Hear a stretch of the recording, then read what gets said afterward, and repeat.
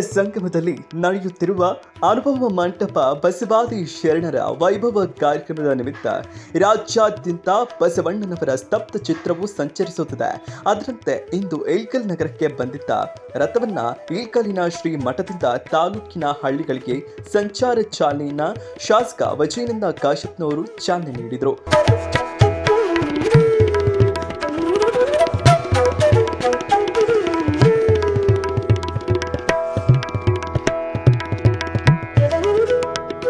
ಬಸವಣ್ಣನವರ ಭವ್ಯ ಸ್ತಬ್ಧ ಚಿತ್ರಕ್ಕೆ ಪುಷ್ಪ ನಮನ ಸಲ್ಲಿಸಿ ಶಾಸಕ ವಜೀನಂದ ಕಾಶಪ್ಪನವರು ವಚನ ಪುಸ್ತಕಗಳನ್ನು ಹೊತ್ತು ಗಮನ ಸೆಳೆದರು.